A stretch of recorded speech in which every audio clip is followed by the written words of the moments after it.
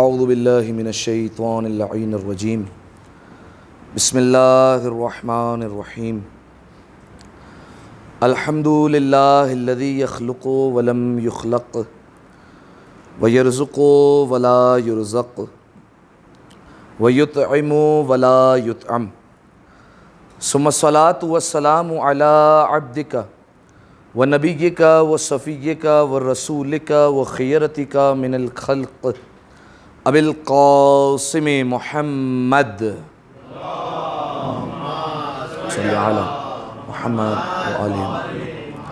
وعلی اہل بیتہ الطیبین الطاہرین المعصومین المظلومین سیما ابن عمہ علی علیہ السلام وہو النبأ العظیم والصراط المستقیم والقرآن الکلیم وہو الصدیق الاکبر والفاروق الاعظم وحبل اللہ المتین و امام المسلمین و وصی رسول رب العالمین واللعنۃ الدائمۃ علی اعدائہم اجمعین اما بعد فقد قال رسول اللہ صلی اللہ علیہ وآلہ وسلم فی خطبتہ ایھا الناس انہ قد اقبل الیکم شہر اللہ بالبرکۃ والرحمۃ والمغفرہ صلوات علی محمد و آل محمد اللہم صلی علی محمد و آل محمد۔ تمام تعریفیں اس ذات واجب الوجود کے لیے کہ جس نے ہمیں روز جمعہ دیکھنا نصیب فرمایا، اور تمام تر شکر بھی اسی کی بارگاہ میں کہ جس نے نماز جمعہ جیسی سعادت سے ہمیں ہمکنار فرمایا۔ مزید توفیقات میں اضافے کے لیے ایک دفعہ مل جل کر بآواز بلند صلوات پڑھ دیں۔ اللہم صلی علی محمد و آل محمد۔ سامعین محترم، گزشتہ نشست میں آپ کی خدمت میں سورہ مبارکہ بقرہ کی 183 آیت 183 پیش کی تھی، اور آپ کی خدمت میں روزے کا فلسفہ، روزے کا مقصد بیان کیا تھا۔ آیہ مجیدہ آپ کے سامنے پیش کی کہ پروردگار عالم فرماتا ہے یا ایھا الذین آمنوا کتب علیکم الصیام، اے ایمان والو تم پر روزے لکھ دیے گئے ہیں، تم پر روزے فرض کر دیے گئے ہیں، کما کتب علی الذین من قبلکم، بالکل اسی طریقے سے فرض کیے گئے جیسے تم سے پہلے والی امتوں پر لکھ دیے گئے تھے اور واجب کر دیے گئے تھے۔ مقصد کیا ہے؟ کیوں تم پر روزے واجب کیے؟ اس میں کوئی ہمارا فائدہ ہونے والا ہے؟ نہیں، لعلکم تتقون، روزے صرف اور صرف اس لیے واجب کیے تاکہ تم متقی بن جاؤ، تمہارا دل پاکیزہ ہو جائے، تم تقوی الہی کو اختیار کر لو، فائدہ تمہارا ہی تمہارا ہے، ہم نے اپنے فائدے کے لیے تم پر روزے واجب نہیں کیے۔ اس آیہ مجیدہ کو جب میں نے آپ کے سامنے پیش کیا تو اس کے بعد بیان فرمایا تھا کہ پروردگار عالم نے کس طریقے سے اس ایک آیت کے ذریعے سے روزے جیسی مشکل عبادت کو آسان بنا دیا ہے۔ آپ اگر دوسری عبادتوں پر غور کریں تو وہ روزے کی نسبت آسان ہے۔ ماہ رمضان میں صرف ایک مہینہ وہ ہے جس میں روزہ رکھنا پڑتا ہے انسان کو، ورنہ آپ یہ دیکھیے کہ پورا سال انسان کی روٹین مختلف ہوتی ہے، مختلف اوقات پر کھانا کھاتا رہتا ہے، لیکن ماہ رمضان میں ایک ٹائم پیریڈ ہے جس پر جو ہے وہ پابندی لگا دی گئی کہ اس میں جو ہے وہ کھانا پینا نہیں کرنا ہے۔ تو یہ روزہ مشکل عبادت ہے، نماز میں 2-4 منٹ لگتے ہیں، نماز مکمل ہو جاتی ہے۔ خمس سال میں ایک دفعہ نکالنا پڑتا ہے، ادا کر دیا۔ حج زندگی میں، پوری زندگی میں ایک دفعہ واجب ہوتا ہے، جا کر انسان ایک دفعہ کر کے آگے حج، اگرچہ حج کے مسائل مشکل ہے لیکن زندگی میں، پوری زندگی میں ایک دفعہ جو ہے وہ حج ہے، تو ایک دفعہ انسان نے کر لیا تو پھر بات جو ہے وہ ختم ہو گئی۔ لیکن ماہ رمضان کے روزے تو ہر سال لازم ہو رہے ہیں، اور کتنی مشکل عبادت ہے، لیکن پروردگار عالم نے اس ایک آیت کے ذریعے سے روزے جیسی عبادت کو آسان کیا۔ پہلے فرمایا یا ایھا الذین آمنوا، مثال دی تھی، اگر مثالیں آپ کے ذہنوں میں ہوں کہ جیسے ماں اپنے بیٹے کو مخاطب کرتی ہے، پروردگار عالم نے یا ایھا الذین آمنوا کہا، یعنی اپنائیت کا احساس دلایا۔ جس طریقے سے ماں اور بیٹے کے رشتے میں اپنائیت ہے، ویسے پروردگار عالم نے اہل ایمان کو اپنی طرف مخاطب کیا کہ تم تو اپنے ہو، تم سے میں بات کر رہا ہوں۔ اس کے بعد دوسرا کس طریقے سے آسان فرمایا؟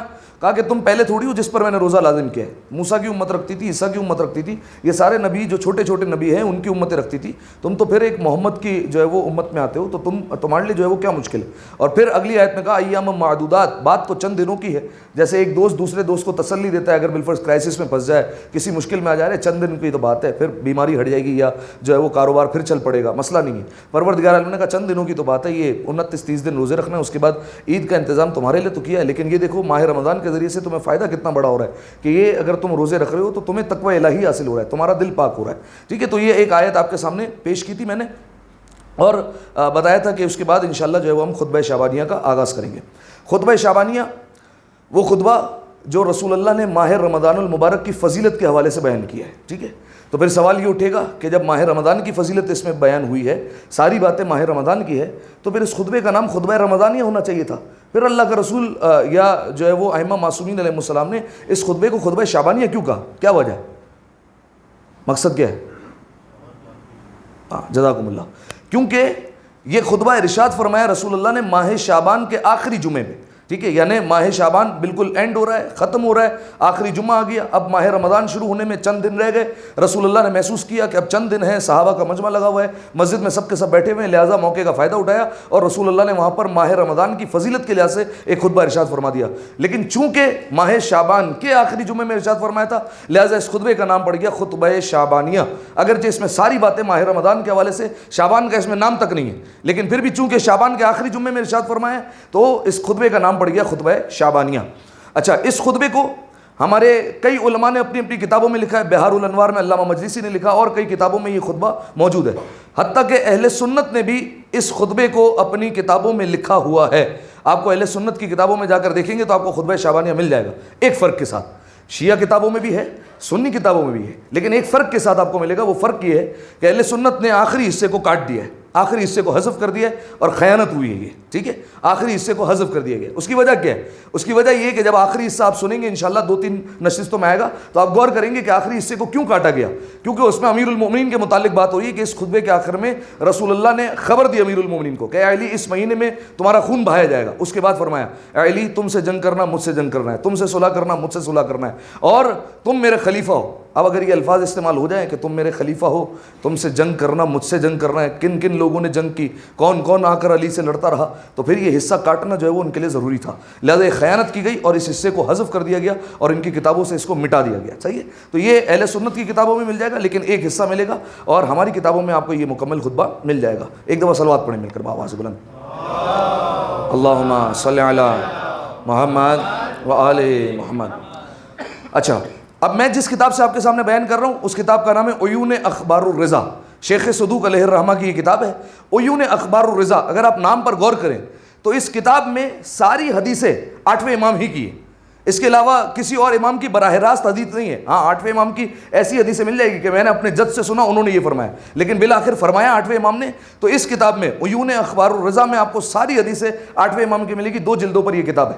تو پھر سوال یہ ہوگا کہ جب خطبہ شعبانیہ رسول اللہ نے ارشاد فرمایا ہے تو پھر 8ویں امام کی جو حدیثیں ہیں اس کتاب میں اس کو کیوں جگہ دی گئی؟ تو اس کی وجہ یہ ہے کہ 8ویں امام نے اس خطبے کی روایت کی ہے۔ یعنی کیسے؟ یعنی 8ویں امام نے فرمایا میں نے اپنے بابا سے سنا، انہوں نے یہ فرمایا، انہوں نے اپنے بابا سے سنا، انہوں نے اپنے بابا سے سنا، انہوں نے اپنے بابا سے سنا، اور امیر المومنین یہ فرماتے کہ میں رسول اللہ کے ساتھ مسجد میں بیٹھا ہوا تھا اور دیگر اصحاب بیٹھے ہوئے تھے اور رسول اللہ نے وہاں پر یہ خطبہ ارشاد فرمایا، ٹھیک ہے؟ تو 8ویں امام نے یہ روایت بیان کی۔ اب اس خطبے کا آغاز کرتے ہیں اور انشاءاللہ جو ہے وہ اس کے مطالب آپ کی خدمت پہ پیش کرتے ہیں۔ ایک دفعہ صلوات پڑھیں پھر مل کر بآواز بلند، اللہم صلی علی محمد و آل محمد۔ اگر بیدار ہیں تو ایک دفعہ بیداری والی صلوات دیا کریں، اللہم صلی علی محمد، جزاکم اللہ۔ رسول اللہ نے فرمایا ایھا الناس انہ قد اقبل الیکم شہر اللہ، فرمایا اے لوگو تمہاری طرف اللہ کا مہینہ آ رہا ہے۔ ذہن میں آپ کے یہ رہے شعبان کا آخری جمعہ ہے، ماہ رمضان میں 2-4 دن رہ گئے اور رسول اللہ ارشاد فرما رہے اپنے صحابہ سے ایھا الناس، اے لوگو، یعنی ایھا الناس کہہ کر صرف یہ مراد نہیں ہے کہ صرف یہ صحابی مراد ہیں، اس کے علاوہ کسی کے لیے خطبہ نہیں، ایھا الناس یعنی تمام لوگ، رہتی قیامت تک جتنے لوگ آنے والے ہیں سب کے لیے خطبہ ارشاد کیا جا رہا ہے۔ اے لوگو قد اقبل الیکم شہر اللہ، دیکھو تمہاری طرف اللہ کا مہینہ آ رہا ہے، معمولی مہینہ نہیں، رجب امیر المؤمنین کا مہینہ، شعبان رسول کا مہینہ، ماہ رمضان اللہ کا مہینہ ہے۔ اللہ کا مہینہ تمہاری طرف بڑھ رہا ہے اور تمہارے پاس آ رہا ہے۔ جیسے انسان بالفرض کسی انسان کو پتہ چل جائے کہ اس کے گھر میں اگر VIP گیسٹ آنے والے ہیں اور VIP مہمان آنے والے ہیں تو کوئی کسر نہیں چھوڑتا، جتنا کھانا ہو سکتا ہے بنوا لو، جو چیزیں ہو سکتی ہے اس کے لیے لگوا لو، جتنا گھر کو سجا سکتے ہو سجا لو، جتنا اس کے سامنے رکھا جا سکتا ہے رکھ لو، لیکن جو ہے وہ اس مہمان کی بے احترامی نہیں ہونی چاہیے، اس کی خدمت میں کوئی کمی نہیں رہنی چاہیے، انسان یہ کوشش کرتا ہے۔ صحیح ہے؟ اب آپ سوچئے، ذرا غور کیجئے، پھر وہ انسان کتنا بد نصیب ہوگا جسے یہ پتہ ہے کہ یہ ماہ رمضان جو آ رہا ہے یہ عام مہینہ نہیں، اللہ کا مہینہ ہے، اس کے باوجود اس مہینے میں اللہ کی بے احترامی کرتا ہے،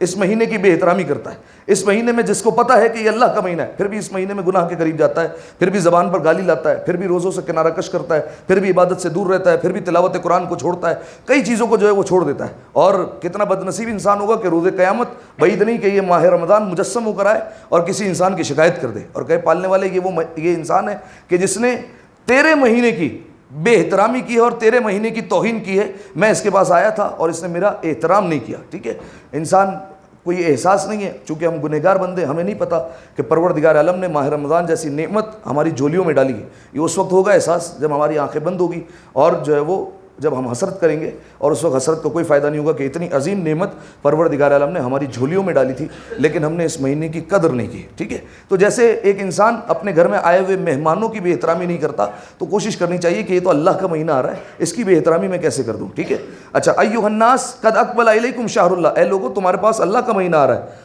اکیلا آ رہا ہے کیا؟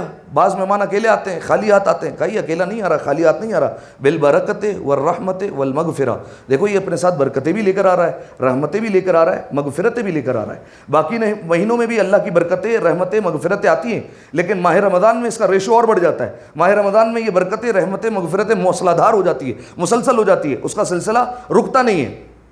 اچھا، اور مغفرت کے بارے میں تو یہ ہے کہ پروردگار عالم اس مہینے میں کئی بندوں کو جہنم سے آزاد کر دیتا ہے۔ اسی وجہ سے اس مہینے کا ایک نام ہے، کیا نام ہے؟ شہر عتق من النار، وہ مہینہ جس میں جہنم سے آزاد کیا جاتا ہے۔ ٹھیک ہے، جہنم سے آزادی کا مہینہ، جہنم سے آزادی لکھے جانے کا مہینہ، یہ وہ مہینہ ہے۔ لہذا فرمایا کہ ہوا عند اللہ شہر ہوا عند اللہ افضل الشہور، فرمایا یہ وہ مہینہ ہے جو اللہ کے یہاں سب سے افضل مہینہ ہے۔ آپ سے ایک سوال ہے، سال میں جو اسلامی مہینے اس میں 4 مہینے محترم ہیں، کوئی بتا سکتا ہے کون سے مہینے محترم ہیں، احترام والے مہینے؟ ویسے تو سارے جو ہے وہ اللہ کے مہینے ہیں لیکن 4 کے بارے میں اللہ نے خود قرآن میں کہا ہے کہ 4 اس میں بڑے احترام والے ہیں۔ کون کون سے وہ؟ جزاکم اللہ، ذیقعدہ، ذی الحج، محرم، یہ 3 لگاتار ہیں اور پھر ایک ہو گیا رجب۔ یہ 4 مہینے وہ ہیں جو احترام والے مہینے، اس میں جنگ و جدال کرنا حرام ہے، اس میں تلواریں رکھ دیتے تھے، حتیٰ کہ جو جاہلیت کے دور میں جینے والے کفار تھے وہ بھی اپنے تلواروں کو پھینک دیا کرتے تھے کہ رجب میں ہم جنگ نہیں کر سکتے کیونکہ یہ دعاؤں کا مہینہ ہے۔ لہذا یہ 4 مہینے محترم ہیں، لیکن ایک سوال ہے، یہ 4 مہینے افضل یا ماہ رمضان افضل؟ احترام والے ان 4 کو ہی کہا ہے، اس میں رمضان کا نام دور دور تک نہیں ہے۔ افضل کون ہے؟ ماہ رمضان۔ کیوں؟ احترام والے تو یہ 4 ہیں نا، اللہ خود قرآن میں کہہ رہا ہے کہ 12 مہینے ہیں لیکن 4 سب سے زیادہ احترام والے، پھر بھی جو ہے وہ ہم کہہ رہے ہیں کہ ماہ رمضان زیادہ افضل ہے۔ ہاں، جزاکم اللہ۔ دیکھیے اس کا میں ایک جواب دیتا ہوں ایک اور روایت کے ذریعے سے، کہ آپ نے یہ حدیث سنی ہوگی، جناب ابو ذر 90 درجے پر فائز ایمان کے، جن کے لیے رسول اللہ نے فرمایا کہ زمین نے کسی کا بوجھ نہیں اٹھایا، آسمان نے کسی پر سایہ نہیں کیا جو ابو ذر سے زیادہ سچا ہو۔ ٹھیک ہے، ایسا سچا انسان نہیں ہے کہ زمین نے اس کے جیسا انسان اٹھایا اور آسمان نے اس جیسے انسان پر سایہ کیا ہو، ابو ذر سے زیادہ سچا نہیں ملے گا۔ ایک شخص آیا چھٹے امام کی خدمت میں اور چھٹے امام کے پاس آ کر پوچھتا ہے، مولا یہ حدیث آپ کے جد نے فرمائی ابو ذر کے بارے میں، تو جناب ابو ذر جتنے، کیا آپ لوگ بھی سچے نہیں ہیں؟ آپ اہل بیت علیہ السلام بھی اس جو ہے وہ قطار میں نہیں آتے؟ کیا ابو ذر آپ لوگوں سے بھی زیادہ سچے ہیں؟ معصوم نے اس وقت ایک اور سوال کر لیا، فرمایا بتاؤ محترم مہینے کون سے ہیں؟ اس نے کہا رجب، ذیقعدہ، ذی الحج، محرم۔ امام نے کہا اس میں ماہ رمضان ہے یا نہیں ہے؟ کہا نہیں مولا اس میں تو نہیں ہے۔ کہا بتاؤ ماہ رمضان افضل یا یہ 4 مہینے افضل؟ کہا مولا رمضان افضل ہونا چاہیے۔ کہا کیوں؟ کہا مولا فرزند رسول آپ بتائیے کہ ماہ رمضان کیوں افضل ہے؟ کہا وجہ یہ ہے کیونکہ اس میں ایک رات ایسی ہے شب قدر جس کا مقابلہ کسی سے نہیں ہو سکتا، کیونکہ پروردگار عالم نے قرآن میں پہلے ہی فرما دیا انا انزلناہ فی لیلۃ القدر وما ادراک ما لیلۃ القدر لیلۃ القدر خیر من الف شہر، کہ یہ ایک رات شب قدر 1000 مہینوں سے افضل ہے۔ تو امام نے فرمایا کہ رمضان افضل ہے ایک رات کی وجہ سے۔ پھر امام نے فرمایا کہ دیکھو یاد رکھو، جیسے چاہے رمضان محترم مہینوں میں نہیں ہے لیکن پھر بھی دوسرے مہینے جیسے رمضان کا مقابلہ نہیں کر سکتے، ویسے ہی صحابی جتنا بڑا بھی ہو جائے ہم اہل بیت کا مقابلہ نہیں کر سکتا، ہمارے برابر نہیں آ سکتا۔ لہذا چاہے رجب کی فضیلت اپنی جگہ، شعبان کی فضیلت اپنی جگہ، لیکن ماہ رمضان کی برابری کوئی نہیں کر سکتا۔ بلکہ ایک حدیث بیان فرماؤں آپ کے سامنے، امیر المومنین نے فرمایا کہ دیکھو جتنا ہم میں اور اہل بیت میں، جتنا ہم اہل بیت اور لوگوں میں فرق ہے، کتنا فرق ہے لوگوں میں اور اہل بیت میں؟ کوئی ان کے مقام تک پہنچ سکتا ہے؟ نہیں پہنچ سکتا، اتنا فرق ہے۔ اور مولا نے فرمایا جتنا ہم میں اور لوگوں میں فرق ہے اتنا ہی دوسرے مہینوں میں اور رمضان میں فرق ہے. اتنا دور ہے دوسرے مہینے کے اس کی فضیلت تک جو ہے وہ کوئی نہیں پہنچ سکتا, اور کوئی مہینہ اس کی فضیلت جو ہے وہ حاصل نہیں کر سکتا. تو رسول اللہ نے فرمایا شہر هو عند اللہ افضل الشہور, فرمایا یہ ایک مہینہ ہے کہ جو تمام مہینوں سے افضل ہے. وَأَيَّامُهُ افضل الایام, اس کے دن جتنے دن ہیں 29 30 جتنے دن آنے والے ہیں, یہ جتنے دن ہیں یہ سارے کے سارے افضل دن ہیں. پورے سال میں کوئی دن بھی ایسا نہیں جو رمضان کے ایک دن کا مقابلہ کرے. وَاللَّيَالِهِ افضل اللیالی, فرمایا اس کی راتیں تمام راتوں سے بہتر ہے, کوئی رات اس کا مقابلہ نہیں کر سکتی. اس میں ایک رات تو شب قدر ہے. وَسَاعَاتُهُ افضل الساعات, دن کیا رات کیا اس کا ایک ایک لمحہ ایک ایک پل رسول اللہ نے فرمایا سال کے ہر لمحے سے ہر پل سے افضل ہے. ٹھیک ہے, یہ ہے اس مہینے کی فضیلت. اور پھر فرمایا هو شهر دعیتم فیہ الی ضیافت اللہ, فرمایا اے لوگو یہ وہ مہینہ ہے جس میں اللہ نے تمہیں دعوت دی ہے. دو کردار ہوتے ہیں, ایک ہوتا ہے میزبان, ایک ہوتا ہے مہمان. ٹھیک ہے, ہمیں دعوت دی گئی ہے, ہم ہیں مہمان اور اللہ ہے میزبان. آپ دیکھیے میزبان میں جتنی قدرت ہوتی ہے وہ اپنے حساب سے بندوبست کرتا ہے. ٹھیک ہے, اپنے حساب سے جو ہے وہ سارا کا سارا جو ہے وہ انتظام کرتا ہے. یہاں پر کیا کہنے کہ میزبان وہ ہے جس کا خزانہ اللہ محدود ہے, اس کے خزانے میں کوئی کمی نہیں, وہ میزبان بن کر بیٹھا ہوا ہے. اب مہمان میں یہ ہنر ہونا چاہیے اور یہ گر ہونا چاہیے کہ اس سے جو ہے وہ ساری نعمتیں اور ساری رحمتیں اور برکتیں حاصل کر سکے. یہ مہمان میں گر اور ہنر ہونا چاہیے. اچھا ایک سوال کروں آپ سے, پروردگار عالم نے کہا, رسول اللہ نے کہا کہ اس مہینے میں تم اللہ کے مہمان ہو, تو مہمان کو جو ہے وہ کھانا کھلایا جاتا ہے, تو باقی 11 مہینے ہم کس کا کھاتے ہیں؟ بتائیے بھائی کس کا کھاتے ہیں 11 مہینے؟ اس میں کوئی شک ہے کیا؟ کس کا کھاتے ہیں؟ اللہ کا کھاتے ہیں. باقی 11 مہینے اللہ کا کھاتے ہیں, لیکن 11 مہینے میں اس نے ایک دفعہ بھی نہیں کہا کہ تم میرے مہمان ہو. ایک مہینہ ایسا آیا ماہ رمضان, اس نے کہا تم میرے مہمان ہو, اور جس مہینے میں مہمان بنایا اسی میں دسترخوان لپیٹ دیا, صبح سے لے کر مغرب تک پابندی لگا دی کہ کھانا نہیں ملے گا. ٹھیک ہے, اب میں اس کی ایک مثال دیتا ہوں تو آپ کو بہتر جو ہے وہ سمجھ میں آئے گا. بالفرض ایک مثال لیجیے, ایک فیکٹری ہو اور اس کا اونر ہو, وہ جو ہے وہ اس نے یہ اعلان کیا ہوا ہے کہ بھائی آپ کے سیلری پیکج میں یہ شامل ہے کہ آپ روزانہ فیکٹری میں دوپہر کا کھانا کھائیں گے. صحیح ہے, روزانہ دوپہر کا کھانا کھلایا جاتا ہے, کبھی دال کھلائی جاتی ہے, کبھی سبزی کھلائی جاتی ہے, اور کبھی کبھی جو ہے وہ عید ہو گئی تو پھر جو ہے وہ مرغی گوشت بھی کھلا دیا جاتا ہے. لیکن جو ہے وہ اس طریقے سے ان کو کھانا کھلایا جاتا ہے. اب جو فیکٹری اونر ہے جو کھلا رہا ہے اس نے کبھی نہیں کہا کہ تم میرے مہمان ہو. ایک دن اعلان کر دیا اس مہینے کی 15 تاریخ کو آ جانا, تم سب میرے مہمان ہوں گے. اب جب سارے کے سارے پہنچے تو دیکھا اس نے دسترخوان لپیٹ لیا اور کہا کہ مہمان تو ہو لیکن کھانا نہیں کھلاؤں گا. تو انسان یہی کہے گا کہ یار پورا سال کھلاتا ہے لیکن جو ہے وہ یہ نہیں کہتا کہ مہمان ہے. آج مہمان بنا کر بلایا تھا تو ہم سمجھے مرغی گوشت کھلائے گا اور فالودہ کھلائے گا, لیکن جو ہے وہ اس نے دسترخوان لپیٹ لیا اور کچھ نہیں کھلایا ہمیں. صحیح ہے, تو اب آپ دیکھیں یہاں پر بھی یہی معاملہ نہیں ہوا. 11 مہینے اللہ رزق نازل کرتا ہے, ہر ایک کو جو ہے وہ روٹی فراہم کرتا ہے, ہر ایک جو ہے وہ جانور کا, چوپائے کا, حشرات الارض کا, ہم انسانوں کا جو ہے وہ رزق کا بندوبست کرتا ہے. 11 مہینے میں اس نے ایک دفعہ نہیں کہا تم میرے مہمان ہو. ایک مہینہ مہمان بنایا, صبح فجر سے لے کر مغرب تک پابندی لگا دی کھانا نہیں ملے گا. جواب بتائیے کیسا مہمان ہوا یہ؟ ہے نہیں, وہی سوال ہے نہیں ہے, سوال تو ہے نا. 11 مہینے کھانا دیتا ہے لیکن مہمان نہیں کہتا, ایک مہینہ مہمان بناتا ہے تو دسترخوان لپیٹ لیتا ہے. دیکھیے سامعین محترم, ایک اس کی جو ہے وہ مثال سے میں جواب دوں. بالفرض اگر آپ لوگ اپنے گھر پر جو ہے وہ کسی کی دعوت کرتے اور مہمان آتا ہے, آپ جتنی کوشش کر لیں کہ اس کے لیے فلاں کھانے کا انتظام کرنا ہے, ٹھیک ہے, میں یہ بھی بنوا لوں گا وہ بھی بنوا لوں گا, لیکن اگر آپ کو پتہ چل جائے یہ جو آنے والا ہے یہ بالفرض ہارٹ کا پیشنٹ ہے یا یہ ڈائبٹیز کا پیشنٹ ہے.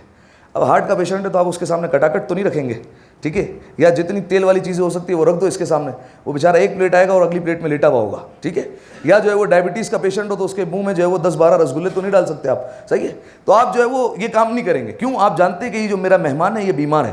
سمجھدار میزبان ہوگا جو غذا سے پہلے دوا کا انتظام کرے گا. پہلے دوا کا انتظام کرو, حضور آپ کو میٹھا کھانا کھائیے لیکن انسولین کا دوائی کا انتظام میں کرنے والا ہوں, میری طرف سے انتظام ہوگا پھر آپ کھائیے گا. پروردگار عالم جانتا تھا 11 مہینے تک وہ کھلاتا تو رہا, لیکن اس کو یہ پتا تھا کہ یہ جو میرا بندہ آ رہا ہے مہمان بن کر اس مہینے میں, اس کا سب ٹھیک ہے لیکن اس کی روح بیمار ہو چکی ہے, روح گناہوں سے داغدار ہو چکی ہے, روح پر جو ہے وہ گناہوں کے دھبے پڑ چکے ہیں. اب اس کو صاف کرنا پڑے گا. وہ دھبے کیسے صاف ہوں گے؟ تقوی سے صاف ہوں گے. تقوی کیسے ملے گا؟ روزے کے ذریعے سے ملے گا. لہذا حکم لگائے پہلے روزہ رکھو, دوا کا انتظام کروائے, افطار پر جو ہے وہ تمہارے لیے کھانے کا بھی انتظام کریں گے. صلوات پڑھیں گے دفعہ مل کر باواز بلند, اللہم صلی علی محمد وآلہ محمد. دیکھیے اللہ نے قانون تو بنا دی, یہ بدل تو نہیں سکتا. ایک دفعہ بہتر صلوات پڑھیں نا پھر مل کر, اللہم صلی علی محمد وآلہ محمد. پھر صلوات پڑھیں ایک دفعہ مل کر باواز بلند, اللہم صلی علی محمد وآلہ محمد. فرمایا ہوا شہر, فرمایا یہ وہ مہینہ ہے.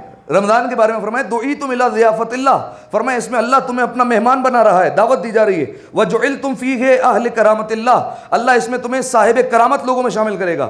سبحان اللہ، مہمان نوازی دیکھی اللہ کی. فرمایا انفاسکم فیہ تسبیح، فرمایا اس مہینے میں تمہارا سانس لینا کیا ہے؟ تسبیح کے برابر ہے. ٹھیک ہے، ہر سانس. دیکھیں باقی مہینوں میں جو انسان نیکی کرتا ہے اس پر ثواب ملتا ہے، یہ ماہ رمضان میں پروردگار عالم کی کرم نوازی ہے جو انسان کے اختیار میں نہیں ہے. سانس تو لیتا ہی رہے گا، یہ انسان اپنے اختیار سے نہیں کرتا، اس کے بغیر زندہ نہیں رہ سکتا. اس پر بھی ایک ایک سانس پر نہ جانے ایک لمحے میں، ایک منٹ میں کتنی سانسیں لیتا ہے. بعض دفعہ بعض جو ہے وہ کہتے ہیں 72 دفعہ، بعض جو ہے وہ کہتے ہیں پتہ نہیں کتنی دفعہ انسان سانس لیتا ہے. ہر سانس پر آپ سوچیے کتنی دفعہ جو ہے وہ انسان کو تسبیح کا ثواب مل رہا ہے. وَالنَّوْمُ فِي عِبَادَةٍ، فرمایا اس میں جو ہے وہ انسان کا سونا کیا ہے؟ عبادت ہے. سب سے زیادہ عبادت ہوتی ہے اس مہینے میں. ٹھیک ہے، سو کر. اور جس کو بھی پوچھا جائے حضور کیا کر رہے ہیں؟ عبادت میں مصروف تھا میں. صحیح ہے، سو کر گزار رہے تھے ہم. وَنَوْمُكُمْ فِيهِ عِبَادَةٌ، اس میں جو ہے وہ تمہارا سونا کیا ہے؟ عبادت ہے. وَعَمَلُكُمْ فِيهِ مقبول، اس مہینے میں تمہارا عمل قابل قبول ہے. پوری ضمانت کے ساتھ کہہ رہا ہوں، 11 مہینوں میں ایک لمحہ بتا کے آئیے کہ کوئی کہہ سکتا ہو کہ میں جو نماز پڑھ رہا ہوں وہ اللہ قبول کر رہا ہے. صحیح ہے، روایت کے جملے کہ اگر انسان کی 2 رکعت قبول ہو جائے اللہ کی بارگاہ میں اس کی بخشش کے لیے کافی ہے. اگر 2 رکعت صرف قبول ہو جائے پوری زندگی میں یہ کافی ہو جائے گی. لیکن پروردگار عالم کسی مہینے میں جو ہے وہ یہ نہیں کہتا کہ تمہارا عمل قابل قبول ہے. ماہ رمضان میں گارنٹی دیتا ہے وَعَمَلُكُمْ فِيهِ مقبول، اس مہینے میں تمہارا عمل قابل قبول ہے، قبول کروں گا عمل. بس شرط یہ ہے سچی نیت سے اور خلوص دل سے کرنا تو تمہارا عمل قابل قبول ہے. وَدُعَاؤُكُمْ فِيهِ مستجاب، اس مہینے میں تمہاری دعائیں مستجاب ہے. اچھا دعائیں مستجاب ہے تو پھر اللہ سے کیا مانگنا ہے؟ بتائیے کیا مانگنا ہے؟ کیا مانگے اللہ سے؟ رسول اللہ نے بیان فرمایا کیا مانگنا ہے. میں آپ سے پوچھ رہا ہوں کیا مانگے؟ کیا مانگے؟ بالے زیادہ بک جائیں، لکی ڈرو میں ٹکٹ نکلا ہے، کیا نہ مانگے؟ اچھا چلے یہ بھی ہے، لیکن جو ہے وہ فرمایا رسول اللہ نے کہ اس مہینے میں اللہ سے مانگو. فَاسْأَلُوا اللَّهَ رَبَّكُمْ، اپنے رب سے سوال کرو. بِالنِّيَّاتِ صادقہ، لیکن سوال کرنا ہے تو دیکھو سچی نیت سے کرنا، سرسری طور پر سوال نہ کرنا. وَقُلُوبٍ طَاہِرَةٍ، اور سوال کرو تو پاکیزہ دل کے ساتھ سوال کرو. کیا مانگو؟ أَن يُوَفِّقَهُمْ لِصِيَامِهِ، دعا مانگو کہ اللہ تمہیں اس مہینے میں روزے رکھنے کی توفیق عطا کر دے. کئی انسان ہوتے ہیں جو اس نعمت سے محروم رہ جاتے ہیں. آپ کہیں مولانا صاحب ہم تو الحمدللہ 30 کے 30 روزے رکھنے والے ہیں. حضور جو ہم روزہ رکھتے ہیں وہ روزہ صرف اور صرف شکم کا ہوتا ہے، صرف اور صرف پیٹ کا ہوتا ہے. امیر المومنین کا ہی فرمان ہے، غالباً مولا نے فرمایا کہ روزے کے 3 قسمیں. ایک وہ روزہ ہوتا ہے جو صرف شکم کا ہے، ایک وہ روزہ ہوتا ہے جو شکم کے ساتھ ساتھ زبان کا بھی ہوتا ہے، اور ایک وہ ہوتا ہے جو دل کا روزہ ہے، وہ سب سے بہترین روزہ ہے جس میں سارے انسان کے اعضاء و جوارح روزے دار ہوتے ہیں. اور پھر مولا کا یہ بھی فرمان ہے کہ کتنا بد نصیب انسان، مفہوم بیان کر رہا ہوں کہ جس کو پورے ماہ رمضان میں شکم کے روزے کے علاوہ بھوک پیاس کے علاوہ کچھ حاصل ہی نہیں ہوا. کتنا بد نصیب ہے وہ انسان. ٹھیک ہے، یعنی اس روزے کے علاوہ اسے کچھ بھی حاصل نہیں ہوا اور اسے کچھ بھی نہیں ملا. لہذا فرمایا اللہ سے سوال کرو کس چیز کا؟ کہ وہ تمہیں روزے رکھنے کی توفیق دے. وَتِلَاوَتِ کِتَابِهِ، اور اللہ سے کہو کہ تمہیں اس مہینے میں قرآن کی تلاوت کی توفیق دے دے. صحیح ہے، وہ قرآن جو قیامت کے میدان میں شکوہ کرنے والا ہے اور پروردگار عالم سے شکایت کرنے والا ہے. آخری زمانے کی نشانیوں میں سے بھی یہ ہے کہ آخری زمانے میں قرآن صرف اور صرف رسموں کے لیے رہ جائے گا. بہن کی شادی ہوگی تو سر پر رکھنے کے لیے نکالیں گے، کوئی بالفرض گزر گیا دنیا سے تو جو ہے وہ قرآن خوانی کے لیے نکالیں گے، یا جو ہے وہ خاص مناسبتوں پر نکاح وغیرہ کے موقع پر باہر آ جائے گا، ورنہ پورا سال قرآن غبار میں اٹا رہے گا. صحیح ہے، قرآن جو ہے وہ قیامت کے دن شکوہ کرے گا پالنے والے ان کے گھر میں پڑا رہا لیکن انہوں نے مجھے جو ہے وہ قدر نہ دی، مجھے اہمیت نہیں دی اور میری جو ہے وہ حرمت کو انہوں نے پامال کیا ہے. ٹھیک ہے، اور انسان کو اس لمحے سے ڈرنا چاہیے کہ پروردگار عالم کی بارگاہ میں اس میں جو کہ جو ہے وہ ظلم نہیں ہو سکتا. پروردگار عالم عادل ہے، اگر اس کی بارگاہ میں کوئی شکوہ کر دے تو پھر پاسبل نہیں ہے کہ اللہ کی بارگاہ میں کوئی شکوہ کرے اور جائز شکوہ ہو اور پھر وہ اللہ کی بارگاہ میں قبول نہ ہو. تو پروردگار عالم سے دعا مانگنی چاہیے کہ کوئی قیامت میں کوئی ایسا انسان نہ ہو کہ جس کے لیے کوئی جو ہے وہ شکوہ کرنے والا کھڑا ہو. تو فرمایا اس مہینے میں 2 دعا مانگو. کون کون سی؟ ایک روزہ رکھنے کی توفیق دے، اور بہترین روزہ یعنی دل کا روزہ رکھنے کی توفیق دے، اور وہ تلاوت کتابیں قرآن کی تلاوت کی توفیق دے. اور پھر مولانا آخری جملہ آج کی حد تک بیان کرتا ہوں، فَإِنَّ الشَّقِيَّ مَنْ حُرِمَ غُفْرَانَ اللَّهِ فِي هَذَا الشَّهْرِ الْعَظِيمِ. کتنا بدبخت انسان ہے وہ کہ جو اس مہینے میں اللہ کی مغفرت کو حاصل نہیں کر سکے. مغفرت کسے کہتے ہیں؟ معافی کو، یعنی پروردگار عالم اس کے گناہوں کو معاف کر دے. کتنا بدبخت ہے وہ انسان کہ اس ماہ رمضان میں جس کے لیے رسول اللہ نے فرمایا کہ یہ مہینہ آیا ہی مغفرت لے کر ہے، اس مہینے میں بھی اگر مغفرت حاصل نہیں کر سکا، رسول اللہ نے فرمایا اس سے بڑا بدبخت پوری دنیا میں کوئی نہیں ہے جو اس مہینے میں بھی اپنے آپ کو معاف نہیں کروا سکے. ٹھیک ہے، ایک جو ہے وہ بعض اوقات بالفرض ایسا ہوتا ہے نا کہ فلاں جو ہے وہ ہمارا سیٹھ، ہمارا باس یا ہمارے جو ہے وہ خاندان کے بزرگ ناراض ہو گئے لیکن انسان کوشش کرتا ہے جب وہ خوش ہو تب ان کے پاس جایا جائے, انہیں منا لیا جائے, اس وقت تو راضی ہو جائیں گے وہ, ٹھیک ہے. ماہ رمضان ایسا ہی مہینہ ہے, پروردگار عالم چاہے جتنا ناراض ہو ویسے ہی وہ سریع الرضا ہے, جلد راضی ہو جانے والا ہے. ماہ رمضان میں تو اور مغفرت مسلسل اور موصلہ دھار ہو جاتی ہے, اس میں تو اور منانا آسان ہو جاتا ہے انسان کے لیے. پھر رسول اللہ نے فرمایا بدبخت ہے کہ جس کے لیے اتنا منانا آسان ہو, مغفرت حاصل کر سکتا ہے, پھر بھی مغفرت حاصل نہیں کر سکتے. اور یہی بات جو ہے وہ شب قدر کے بارے میں بھی ہے. شب قدر کے بارے میں, چونکہ شب قدر میں جتنی رحمتیں نازل ہوتی ہے پورا سال کبھی نازل نہیں ہوتی. شب قدر کے بارے میں فرمان ہے, فرمایا بدبخت ہے وہ جو شب قدر میں مغفرت کو حاصل نہیں کر سکے. پھر مولانا نے فرمایا یاد رکھو جو شب قدر میں نہ بخشا گیا وہ پورے سال میں کبھی نہیں بخشا جائے گا. چاہے 15 شعبان کو بیٹھ کر اعمال کرتے رہو, اللہ اللہ کرتے رہو, یا جو ہے وہ 17 ربیع الاول کو تسبیح پڑھتے رہو یا رسول اللہ کی, یا جو ہے وہ کچھ بھی تسبیح نکالتے رہو, کچھ بھی نہیں ہونے والا اگر شب قدر میں معاف نہ کیے گئے. صحیح ہے, شب قدر میں اگر معافی نہیں ملی پورا سال کبھی نہیں مل سکتی, سوائے دو چیزوں کے. ایک تو یہ ہے کہ یا تو انسان میدان عرفات میں پہنچ جائے, حج کے موقع پر میدان عرفات میں پہنچ جائے, وہاں پر اگر گناہوں کی معافی مانگے تو وہاں پر مغفرت مل سکتی ہے. اور دوسرا موقع دوبارہ اپنی زندگی میں شب قدر کو پالے تو مغفرت مل سکتی ہے. اس کے علاوہ کوئی چانس نہیں ہے کہ اگر شب قدر رہ گئی تو پھر پورے سال اس کا بخشے جانے کی کوئی جو ہے وہ مہلت, کوئی جو ہے وہ اس کا چانس جو ہے وہ باقی نہیں ہے اگر شب قدر میں معاف نہ کیا گیا. ایک دفعہ صلوات پڑھیں مل کر آواز بلند, اللہم صلی علی محمد و علی محمد. چلیے آخر میں جو ہے وہ ایک آدھ مسئلہ بیان کر دیتا ہوں روزے کے حوالے سے. پچھلے نشست میں اگر آپ کو یاد ہو 2 یا 3 مسئلے بیان کیے تھے روزے کے حوالے سے, میں نے اشارہ کر دیتا ہوں. ایک بیان کیا تھا کہ روزے کا وقت شروع ہوتا ہے اذان فجر سے لے کر اذان مغرب تک, اور بیان کیا تھا کہ ہر عبادت میں احتیاط ضروری ہے. جیسے وضو میں ہم یہ کونی سے دھونا ہوتا ہے ہاتھ کو, لیکن ہم اوپر سے دھوتے ہیں, کیوں؟ احتیاط کرتے ہیں. ویسے ہی روزے میں بھی احتیاط ضروری ہے. احتیاط کیسے ہوگی؟ اذان فجر سے تھوڑا سا پہلے سے ہمیں روزہ بند کرنا ہوگا, کیونکہ یہ جو کیلنڈر میں ہمارے پاس ٹائم ہوتے ہیں یہ ایکوریٹ نہیں ہوتے, ٹھیک ہے. یہ ٹائم جو ہے وہ ہمیشہ آگے کے بتائے ہوئے ہوتے ہیں, صحیح ہے. اس کی وجہ یہ ہے کہ یہ ٹائم جو ہے وہ ریکارڈ کیے جاتے ہیں شپ میں, صحیح ہے, اور 2 3 4 منٹ اوپر ہی رکھے جاتے ہیں, اس لیے تاکہ جو ہے وہ جب انسان نماز پڑھے تو نماز صحیح وقت پر پڑھے, صحیح ہے. اس لیے 3 4 منٹ اوپر رکھ جاتے ہیں. ایسا نہیں پہلے کا ٹائم دے تو انسان نماز وقت سے پہلے پڑھ لے, تو ٹائم ہمیشہ آگے کا دیا جاتا ہے. تو روزے میں کیا کرنا ہوگا انسان کو؟ روزہ میں اگر یقین حاصل ہو جائے تو اسے تھوڑا سا پہلے جو ہے وہ روزہ بند کر دینا ہوگا. 10 منٹ پہلے بند کرنا ضروری نہیں ہے, بعض کیلنڈر میں 10 منٹ پہلے کا ٹائم لکھا ہوتا ہے, اس میں بند کرنا ضروری نہیں ہے. آپ جو ہے وہ 2 منٹ 3 منٹ 4 منٹ پہلے بند کر لیں, آپ کو یقین ہے کہ میں نے فجر پر روزہ بند کر دیا, بات ختم ہو گئی. اسی طریقے سے اذان مغرب پر بھی احتیاط کرنی ہوگی. کیا احتیاط ہے وہاں پر؟ ہاں تھوڑا دیر بعد, یعنی اذان مغرب ہو گئی تو تھوڑی دیر بعد جو ہے وہ روزہ کھولے, تاکہ اسے یقین ہو جائے کہ میں نے اذان فجر سے لے کر اذان مغرب تک کا ڈیوریشن یہ پورا کر لیا ہے, ٹھیک ہے. اچھا بہتر یہ ہے کہ نماز کے بعد روزہ کھولے, کیونکہ مولا کا فرمان ہے کہ کتنا خوش نصیب ہے انسان, مفہوم بیان کر رہا ہوں, کہ جس کی 5 نمازیں روزے کی حالت میں ہوئی ہو, ٹھیک ہے. تو یہ ہو گیا ایک مسئلہ بیان کیا تھا کہ روزے کا وقت اذان فجر سے اذان مغرب تک. دوسرا مسئلہ بیان کیا تھا بیمار کے حوالے سے, کہ جو بیمار ہو جائے اور ایسی بیماری ہو کہ اگر اسے پتہ ہے کہ روزہ رکھے گا تو بیماری طول ہو جائے گی, یعنی طویل ہو جائے گی, ایک دن بستر پر پڑے رہنے کے بجائے 10 دن پڑ جائے گا بستر پر, تو اب جو ہے وہ شریعت یہاں پر اجازت دیتی ہے روزہ چھوڑنے کی. یا جو ہے وہ اس کو پتہ ہے کہ روزہ رکھنے کی وجہ سے جان چلی جائے گی تو پھر شریعت اجازت دیتی ہے روزہ چھوڑنے کی, ٹھیک ہے. تو بیمار کا مسئلہ یہ ہے کہ یا تو بیماری طول ہو جائے یا تو موت کا خطرہ ہو, تو پھر جو ہے وہ روزہ چھوڑا جا سکتا ہے. لیکن اس میں نے کہا تھا ڈاکٹر کی بات حجت ہے, ڈاکٹر کی بات جو ہے وہ نہیں مانی. ڈاکٹر لاکھ کہتا رہے, آپ کو ڈاکٹر کی بات نہیں مانی. ڈاکٹر کہتا رہے حضور روزہ رکھ لیں آپ کو کچھ نہیں ہوگا, آپ کا دل کہتا ہے کہ نہیں بھائی پچھلی دفعہ بھی رکھا تھا عذاب ہو گیا تھا میرے لیے, آپ کو اپنے دل کی ماننی ہے. ڈاکٹر کہتا ہے کہ نہیں رکھے, آپ کو پتہ ہے کہ رکھ سکتا ہوں میں, تو آپ کو رکھنا ضروری ہے, صحیح ہے. یہ 2 مسئلے ہو گئے. تیسرا مسئلہ کہ جن چیزوں سے روزہ باطل ہو جاتا ہے, صحیح ہے, ان سے تو بچنا ہی بچنا ہے. لیکن اگر کوئی انسان روزے کی حالت میں جان بوجھ کر روزہ توڑنے کا ارادہ کر لے, چاہے پھر نہ بھی توڑے تب بھی اس کا روزہ باطل ہو جاتا ہے. مثال ایک بیان کی تھی, بالفرض ایک شدید پیاس لگی, ٹھنڈا پانی دیکھا کولر پہ, اور جو ہے وہ ابھی جو ہے وہ برف ڈالا گیا تھا اس میں, ہم نے انتظار کیا اور جو ہے وہ پانی پینے کا بڑا دل ہوا, پکا ارادہ کر لیا پانی پینا ہے, جا کر پینے لگے, پیچھے سے مولانا صاحب آ گئے, ٹھیک ہے, پانی کا گلاس واپس رکھ دیا وہیں پر, صحیح ہے. اب جو ہے وہ روزہ توڑا تو نہیں, لیکن روزہ باقی رہا یا نہیں رہا؟ گیا, روزہ باطل ہو گیا. جان بوجھ کر ارادہ کر لیا کہ روزہ توڑنا ہے, چاہے پھر انجام نہ بھی دے تب بھی روزہ باطل ہو جائے گا, صحیح ہے. اچھا اگر روزہ باطل ہو گیا تو پھر کیا کھا پی لیں عیش کریں, پھر اب تو روزہ ٹوٹ گیا؟ نہیں, اب روزے سے بچنا بھی ہے, صحیح ہے, یعنی جو ٹائم رہ گیا اس سے بچو بھی, مبتلات روزہ سے, بعد میں ماہ رمضان کے قضا بھی کرنا, ٹھیک ہے. اچھا آج جو ہے وہ ایک اور مسئلہ آپ کی خدمت میں بیان کرتے ہیں. ایک دفعہ صلوات پڑھیں مل کر بآواز بلند, اللہم صلی علی محمد. سوال, ماہ رمضان کے روزے کی نیت کب کرنی ہے؟ نیت کب کی جائے گی بتائیے, نیت کا وقت کیا ہے؟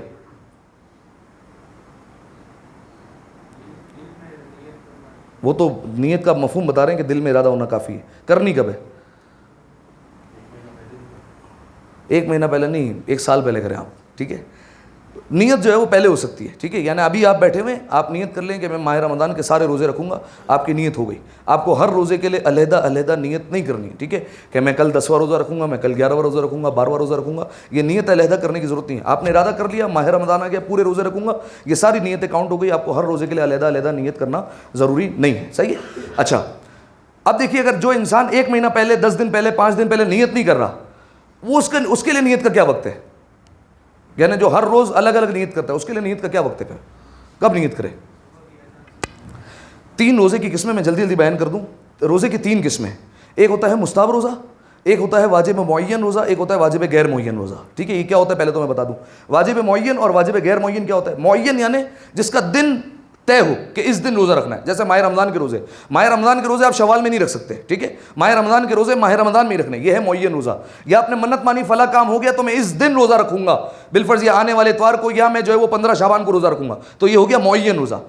ایک ہوتا ہے غیر معین، یعنی جس کا ٹائم پیریڈ معین نہیں ہے لیکن واجب ہے. جیسے آپ سے ماہ رمضان کا ایک روزہ قضا ہو گیا تو اب آپ اس کو کب رکھیں گے؟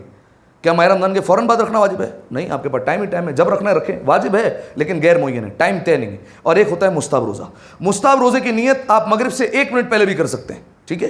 یعنی بالفرض ایک انسان جو ہے وہ تھکا ہوا آیا کہیں سے، جو ہے وہ فارم ہاؤس سے آیا، فجر سے پہلے فجر پڑھی اور فجر پڑھ کر سو گیا، اور ڈائریکٹ اس کی آنکھ کھلی، ظہر اثر بھی قضا ہو گئی اور آنکھ کھلی مغرب سے 2 منٹ پہلے.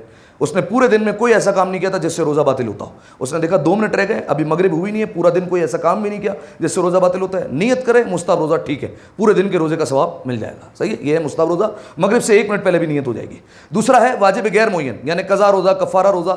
یہ جو ہے وہ اس کی نیت ہو سکتی ہے ظہر سے پہلے، یعنی ظہر کا ٹائم ہو رہا ہے 12:30 بجے، 12:30 سے پہلے اگر یہ دیکھے کہ اس نے کوئی ایسا کام نہیں کیا جس سے روزہ باطل ہوتا ہے، اسی وقت نیت کرے، روزہ اس کا جو ہے وہ صحیح ہوگا، وہیں سے اس کا جو ہے وہ روزہ کنٹینیو ہو جائے گا. یہ ہے واجب غیر معین میں، قضا روزے میں. اسی طریقے سے ایک ہے واجب معین، رمضان کا روزہ، منت کا روزہ. اس میں کیا ہوتا ہے؟ اس میں یہ ہوتا ہے کہ انسان کو نیت کرنی فجر سے پہلے، ٹھیک ہے، فجر پہ جب روزہ اسٹارٹ ہو تو اس کی نیت ہو. ہاں اگر بھول گیا، جیسے 29 شعبان ہے، صحیح ہے، اس کو پتہ نہیں تھا پہلی رمضان ہو گئی، بھول گیا، ظہر سے پہلے پتہ چل گیا، روزے کی نیت کر لے، روزہ کنٹینیو کرے. ظہر کے بعد پتہ چلا اب کوئی چانس نہیں ہے، روزہ ہاتھ سے نکل گیا، ماہ رمضان کے بعد دوبارہ قضا کرنی پڑے گی. ٹھیک ہے، صلوات پڑھیں مل کر بآواز بلند، اللہم صلی علی محمد لے محمد. اعوذ باللہ من الشیطان اللعین الرجیم، بسم اللہ الرحمن الرحیم. انا اعطینک الکوثر فصل لربک وانحر ان شانک هو الابتر. مل کر 3 دفعہ صلوات پڑھ دیں بآواز بلند. اللہم صلی علی محمد وآل محمد. اللہم صلی علی محمد وآل محمد. اللہم صلی علی محمد.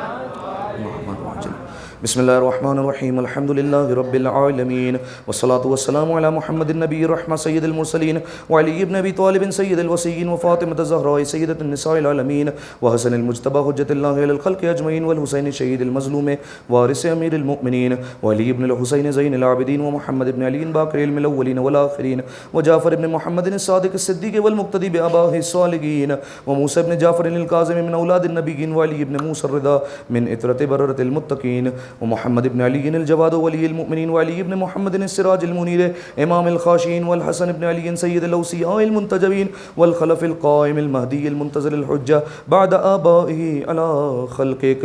اللہم اجعل بقیۃ عمری فی اداء فرض الجمعات والحج والعمرۃ ابتغاء وجہک یا رب العالمین. وصلی اللہ علی محمد وآلہ الطیبین الطاہرین، والسلام علیہ وعلیہم. صلوات پڑھیں مل کر. اللہ